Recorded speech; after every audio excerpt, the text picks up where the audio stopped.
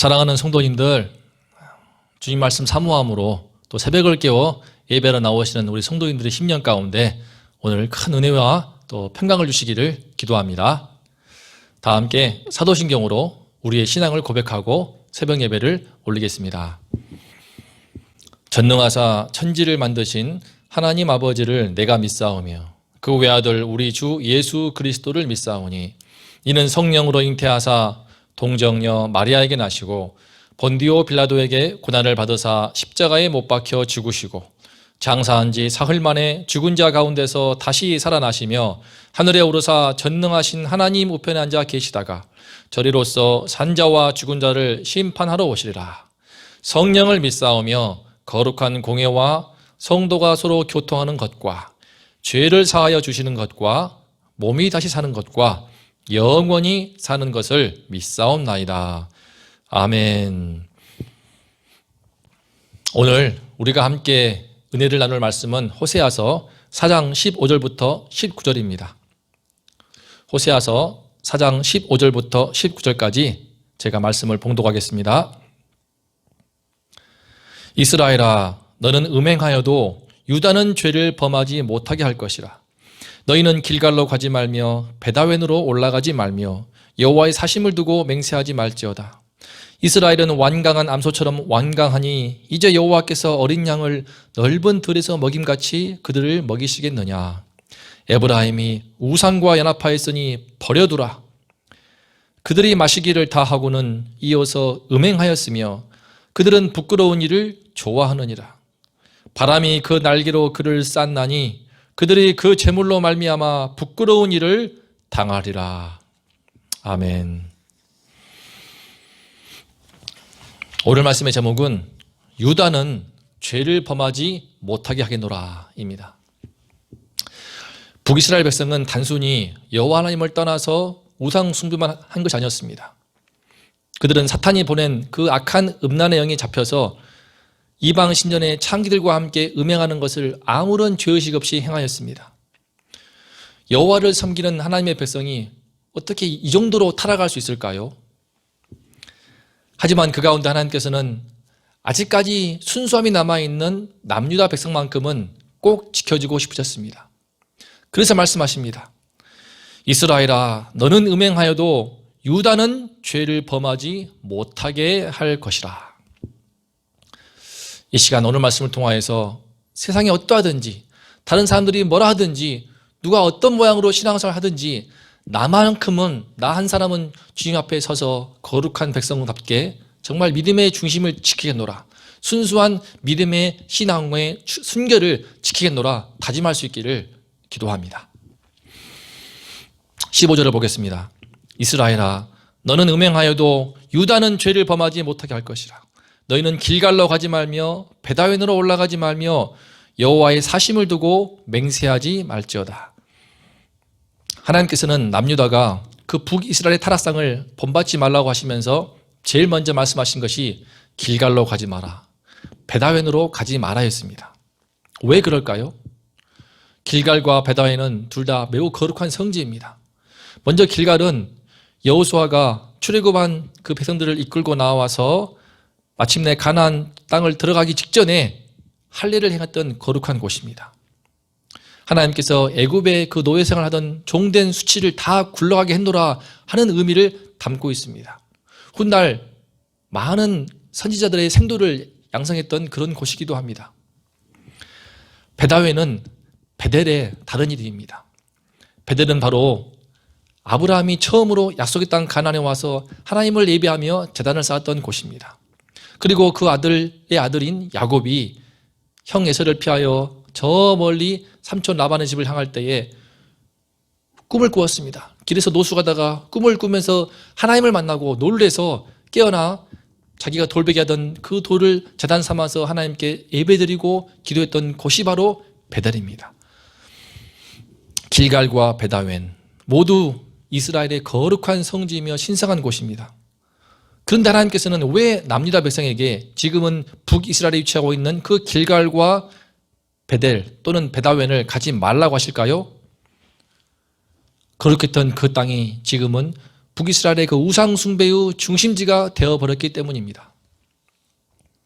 그 시작은 북이스라엘과 남유다로 갈라질 때의 BC 931년 초대 왕이었던 여로보암 1세 때부터 시작되었습니다. 그는 자기의 왕권을 공고히 하기 위해서 북이스라엘 백성들이 남유다에 있는 예루살렘 성전으로 가는 것을 막고자 베델과 단에 금송아지를 만들어 두었습니다. 금송아지를 딱 세워놓고는 그것이 바로 여호와 하나님이다 라고 하면서 자기 멋대로 예배를 드릴 수 있는 제사장도 세워버렸습니다. 하나님께서는 당신을 금송아지라고 딱 만들어 놓고 부르고 있는 그 여로보암에게 진노하시고 또 그의 통치 아래 수많은 백성들이 우상 숭배에 빠지는 것에 진노하셔서 계속해서 주의 종들을 통하여 책망하십니다. 여로보암 1세가 죽고 그 뒤에 수탁이 이어지는 그 왕들 때마다 주의 종들을 보내어서 거듭 책망하시지만 북이스라엘 어떤 왕들도 하나님의 말씀을 듣지 않았습니다. 오늘 말씀 16절에서 하나님은 이스라엘이 완강한 암소와 같이 완강하다라고 탄식하십니다. 이 말씀처럼 이스라엘은 특히 그 왕들을 중심으로 한 이스라엘의 기득권층들은 마치 암소가 고삐를 잡아서 그 뜻대로 주인이 이끌려고 해도 도무지 말을 듣지 않고 버티고 있는 고집불통의 짐승처럼 말을 듣지 않았습니다. 하나님의 심판으로 북이스라엘이 완전히 망할 그때까지 그들은 베델과 단에 있는 금송아지를 치우지 않았고 내려놓지 않았습니다. 오히려 제7대 왕 아합 왕 때는 바알과 아세라상까지 들어와서 전국을 우상 천지가 되게 했습니다. 오늘 말씀 17절과 18절을 보면 북이스라엘에서 가장 힘 있는 지파인 에브라임 지파를 필두로 해서 모두가 다 우상과 연합한 백성이 되었노라 라고 말씀하십니다. 그러니까 하나님께서는 그들이 완전히 우상과 연합해버렸으니까 버려둬라. 근처에도 가지 마라. 얼씬거리지도 말라고 하시는 것입니다. 그들은 우상 숭배를 하면서 술을 진탕 마시고 끝난 다음에는 연이어서 온갖 음행을 저질렀습니다. 신전 창기와의 그 음행이 거룩한 제사의 하나로 간주되었기 때문에 부끄러운 줄도 모르고 그런 음행들을 행하였습니다. 19절에서 하나님께서는 바람이 그 날개로 그들을 쌌다라고 말씀하시는데 이 말씀에서 바람은 로아흐 히브리어로 영을 가리킵니다. 바로 오늘 말씀 전에 12절에서 나오는 음란으로 가득 찬 영을 가리킵니다.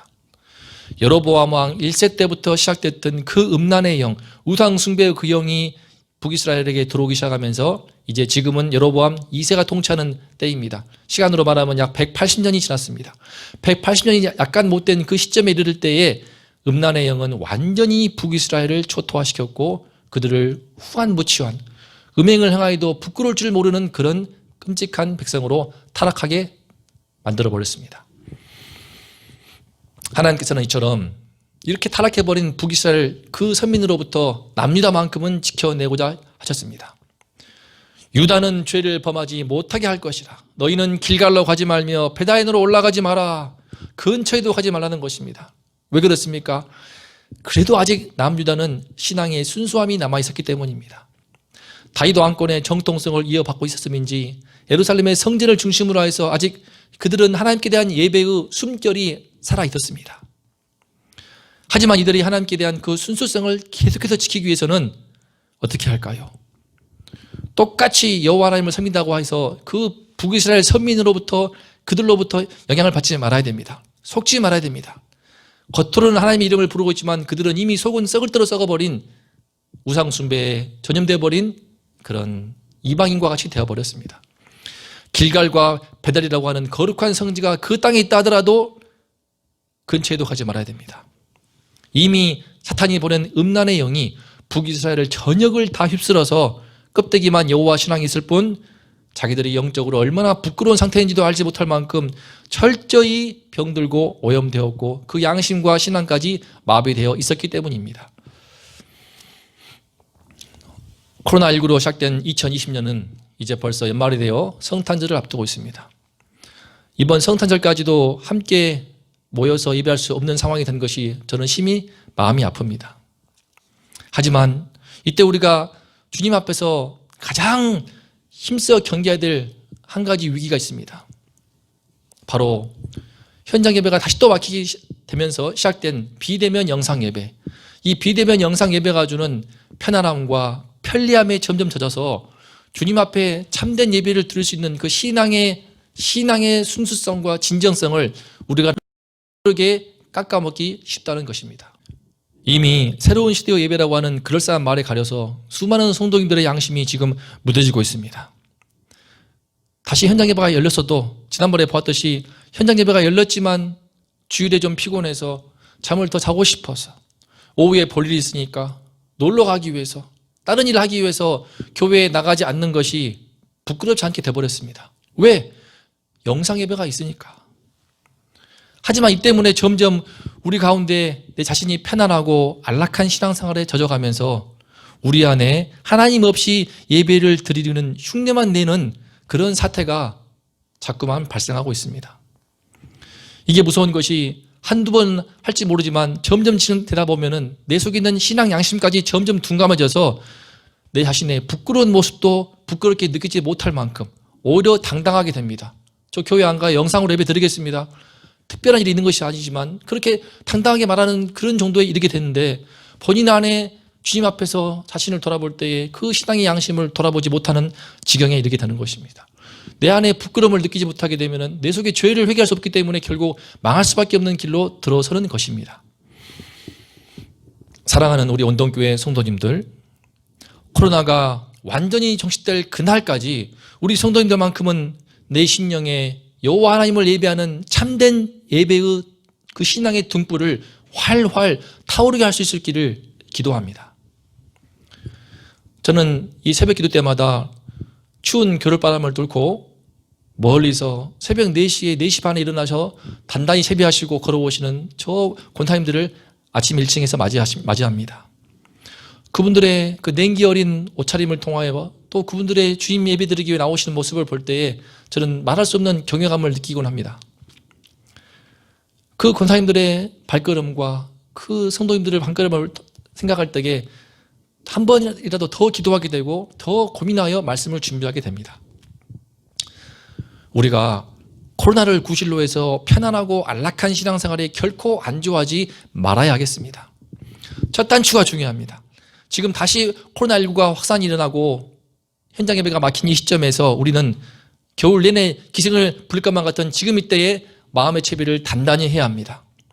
온 세상이 또 다른 믿는 사람들이 어떤 자세로 신앙생활 하든지 나만큼은 편안한 신앙의 분위기에 취하지 않고 하나님 앞에 변찮는 믿음을 갖겠노라 다짐하면서 한 가지씩 주님 앞에 다짐하시면 좋겠습니다. 결단하시면 좋겠습니다. 어떤 일이 있어도 우리 가정이 함께 모여서 일주일에 한 번 이상은 예배를 드리겠노라. 어떤 일이 있어도 매일매일 주의 말씀을 사모함으로 성경 필사를 최소한 한 장씩은 하겠노라.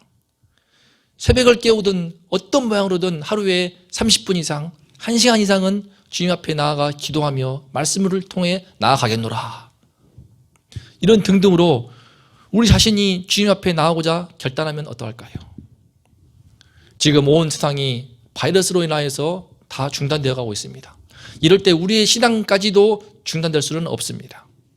이번 첫 주부터 이제 새벽기도 또한 다시 영상으로 돌리고 주일 예배도 전부 영상으로 돌리는 이 첫 번째 주 때부터 우리 모든 성도님들이 주님 앞에서 부끄러운 줄도 모르고 점점 병들고 오염되었던 그 북이스라엘의 길을 밟는 것이 아니고 끝까지 깨어서 나의 신앙의 순수함을 지키고 주님 앞에 진정성을 지키고 어쨌든 주님께 나아가고자 애를 쓰고 새벽 4시에 잠을 깨워서 두꺼운 채비를 하며 겨울바람을 뚫고 오시는 그 권사님들을 그 성도님들의 심령처럼 그 믿음을 지킬 수 있도록 우리가 그런 남유다와 같은 신앙의 백성이 될 수 있기를 기도합니다.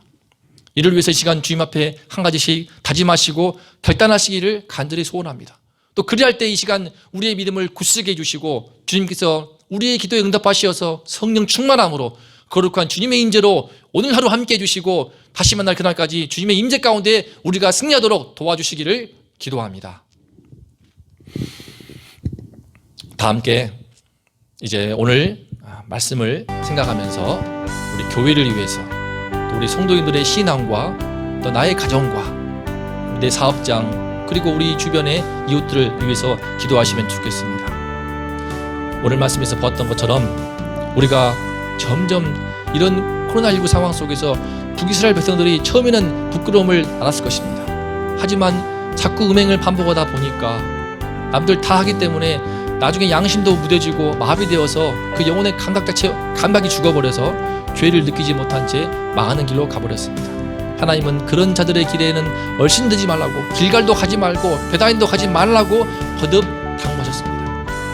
우리 성도님들, 코로나 상황 속에서 정말 우리가 신앙에 편하고 안락한 그런 신앙에 빠져들어가면서 그 속에 숨어있는 거짓에 속기 쉽습니다. 예배를 드리는 흉내를 내기 쉽고, 내 안은 나는 점점 타협하고 있고, 내 안에 하나님에 대한 임재에 대한 경험은 점점 더 멀어져 가고 있고, 내 안에 주님의 성령의 충만함을 경험하고 또 점점 아득한 옛날로 되어가는, 그럼에도 불구하고 나는 영상으로 예배를 드리기 때문에 라고 하면서 우리가 너무나 속기 쉽습니다. 사탄은 우리 이런 가운데 우리 양심을 속이게 하고 우리의 신앙을 속게 하고, 그래서 우리를 점점 더 병들게 하고 우리를 무기력하게 만들고 있습니다. 이 시간 우리가 첫 주에 이제 다시 비대면으로 돌아가서는 이 시점에 하나님 앞에 한 가지씩 결단할 수 있기를 소원합니다. 하나님 아버지, 제가 새벽을 깨워서 아침에 1시간만큼은 반드시 기도하겠습니다. 주님 앞에 기도로 시작하겠습니다. 주의 말씀을 반드시 읽으며 주님의 말씀과 기도로 제가 영적인 무장을 하여서 이 땅에서의 믿음의 삶을 경주하겠습니다. 주님 도와주시옵소서. 하나님 아버지, 또한 이 시간에 주님께서 우리의 이웃들을 돌아봐 주시옵소서. 우리의 가정을 돌아봐 주시옵소서. 아버지 하나님, 이때에 이 교회를 나올 수 없고 예배를 드리기 힘든 이때에 우리의 가정의 자녀들이, 다음 세대가 주님이시여 신앙을 점점 더 오염되어 가면서 하나님에 대한 사랑이 식어가고 주의 말씀에 대한 감각을 잃어가기 쉽습니다. 아버지 하나님, 불쌍히 여겨 주시옵소서. 도와주시옵소서. 주님께서 우리의 믿음을 지켜주시고 한 가지씩 결단할 수 있도록 도와주시옵소서. 기도를 통하여서, 말씀을 통하여서 어떤 모양으로든 주님 앞에 분명히 부끄럽지 않은 믿음의 당당함을 갖도록, 믿음의 담대함을 갖기를 원하오니, 아버지 하나님, 이 시간 우리 성도님들 하나씩 결단할 때에 주여 도와주시고 그 결단을 지킬 수 있도록 도와주시고 힘을 주시고, 코로나가 종식되어서 다시 만날 그날까지, 아니 비대면이 끝나서 다시 현장 예배가 열릴 그날까지 주님이시여 힘써 믿음의 선한 싸움을 싸울 수 있게 하여 주시옵소서. 아버지 하나님, 결코 내 양심을 속이지 않게 하시고 결코 부끄러운 것을 부끄러운 줄 모르게 할 만큼 내 양심이 죽어버린 일이 없도록 하나님 아버지, 주의 말씀으로 깨워주시고 주의 성령으로 우리의 심령을 깨워주시고 또 깨워주시옵소서. 하나님 아버지, 주님께서 우리 사랑하는 성도님들 모든 바이러스의 위험으로부터 지켜주시고 가정을 돌봐주시고 건강을 붙들어 주시옵소서. 그 사업장에도 은혜를 주시고 때마다 일용할 양식을 공급하시는 주님께서, 하나님께서 모든 필요를 채워주시어서 올해 이때에 더 주님의 도우심을 체험하고 주님께 나아감으로 주님을 깊이 경험하는 은혜의 시간 될 수 있도록 하나님 아버지 도와주시옵소서. 하나님 아버지, 이제 첫 주를 시작합니다. 주님께서 승리하도록 우리 모든 성도님들을 굳게 붙들어 주시옵소서.